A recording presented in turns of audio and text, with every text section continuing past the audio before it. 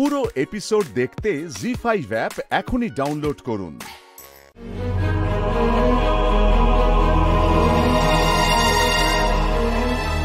মেয়েটি নিজের আব্রু সম্বন্ধে অত্যধিক সচেতন।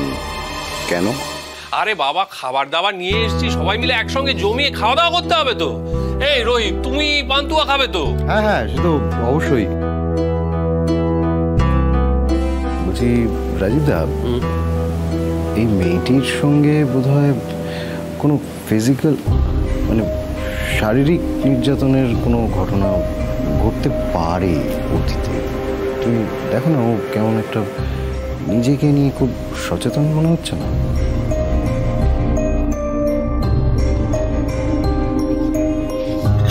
এই যে সিঙ্গারা আর পান্তুয়া এখানে রাখলাম, খেয়ে নাও।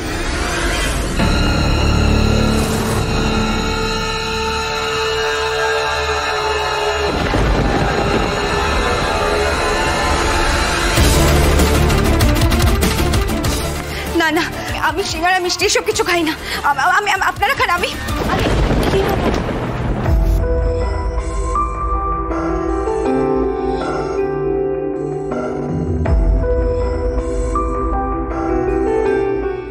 শ্রী মন্দিরা এভাবে ছুটতে ছুটতে বেরিয়ে গেল। আর আমিও না বুঝতে পারছি না, কেসের সাথে যুক্ত লোকজনকে তোরা বাড়িতে এনে কেন তুলছিস? কারণ মহিলা পুলিশের কাছে একদমই কমফোর্টেবল নয়। ও খুবই চাপা, যেটুকু কথা বলছে আমাদের সামনে। তবে আমি এটা বুঝতে পারলাম না, মেয়েটা খাবার দেখে এরকম দৌড়ে চলে গেল কেন? আমি বলি,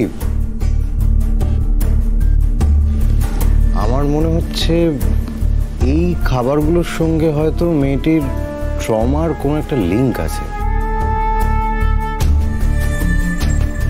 তোমরা একবার ওর সম্বন্ধে খোঁজ নাও, ওর অতীত সম্বন্ধে খোঁজ নাও। এমন কিছু একটা আছে ওর পাস্টে যেটা ওকে এখনো হন্ট করে, সারাক্ষণ ওর মনের মধ্যে ঘুরতে থাকে। ইনফ্যাক্ট প্রজ্ঞা ম্যাডামের মার্ডার নিয়েও মানে তার সঙ্গেও কোনোভাবে যোগাযোগ থাকতেই পারে মনে হচ্ছে আমার। রোহিত, আজকে তুমি যে এখানে এসছো ভালোই করেছো। প্রক্রিয়ার মার্ডার কেসটা না প্রচন্ড জটিল হয়ে যাচ্ছে, জানো তো।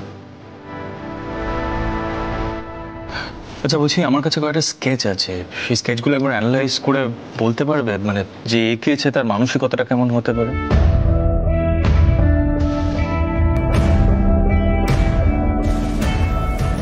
আমি চেষ্টা করতে পারি, একটু সময় লাগতে পারে, বাট ঠিক আছে, তুমি দাও না, আমি দেখছি। হ্যাঁ,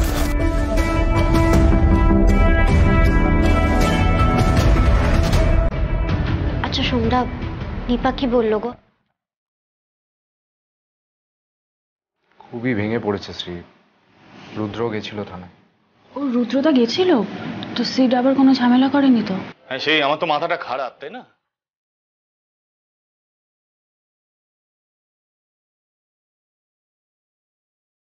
আমার বোন এত বড় একটা ঝামেলায় পড়েছে, সবটা জেনে বুঝে ওর সামনে আমি সিন ক্রিয়েট করবো? হ্যাঁ, পাগল ভাবিস তো আমায়?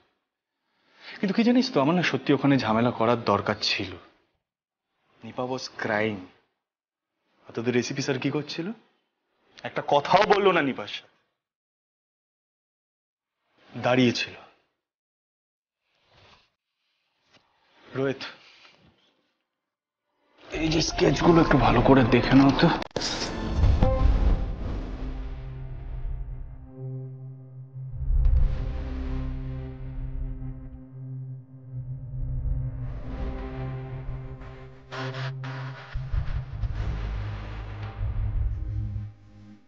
ছুরি, এতগুলো এত রকমের ছুরির ছবি কে এঁকেছে? সানি, নেপালের বন্ধুদের গ্রুপের একটা ছেলে। কিন্তু সব থেকে স্ট্রাইকিং জিনিস হলো, যে ছুরিটা দিয়ে প্রজ্ঞাকে মার্ডার করা হয়েছে সেই ছুরিটার ছবি হয়ে গেছে।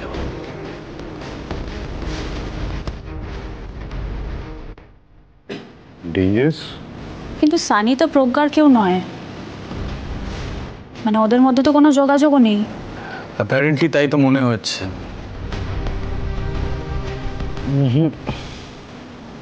হিউম্যান সাইকোলজি সাংঘাতিক একটা জিনিস। এখন সত্যি দেখতে হবে সানি ওই দিন মার্ডার স্পটে ছিল না নাকি আমাদের চোখে ধুলো দিচ্ছে। বাবা, এ তো দেখছি খুব হিংস্র প্রকৃতির, মানে সবই তো ছোড়াছুড়ির ছবি। না মানে বলছে তো অ্যান্টিক পিসেস যাকে, বাট মোস্টলি ছোড়াছুড়ি। ওই দু চারটে ওই তোমার ওই কি বলে ফ্লাওয়ার ভাজ, তারপর অ্যান্টিক ক্লকস, সেগুলো আঁকে। ডেঞ্জারাস ডেঞ্জারাস অ্যাকচুয়ালি ওদের গ্রুপে না বেশ উইয়ার্ড কয়েকজন লোকজন আছে। একজন আবার মার্ডার মিস্ট্রি লেখে। তার লেখা বই কিনেছি, পড়ার সময় পাইনি, স্টেটমেন্টও নিয়েছি তার। রহস্যের গপ্প লেখা একজন, চুরির ছবি আঁকা একজন, আর একটা হয়ে যাওয়া খুন, এবং একজন ওয়েটার যার কোনো পরিচয় নেই।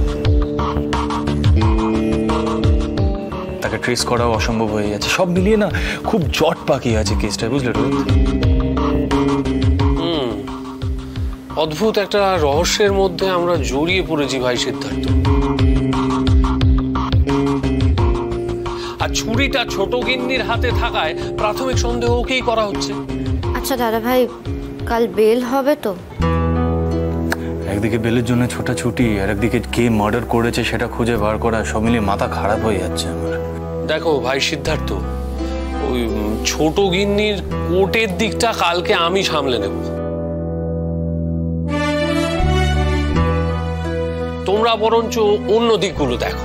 রাজীবদা, আমি নিপাকে কথা দিয়ে এসেছি যে দাদা ভাই ওকে এই ঝামেলাটা থেকে পার করবে। So I have to do it. তার চেয়েও অনেক বড় একটা কথা ওকে দিয়েছো সিদ্ধার্থ, ছোট গিন্নিকে নির্দোষ প্রমাণ করার। আই উইল রাজীবদা, আই উইল। জি5 ডাউনলোড করুন আর সব এপিসোড দেখুন একদম ফ্রি।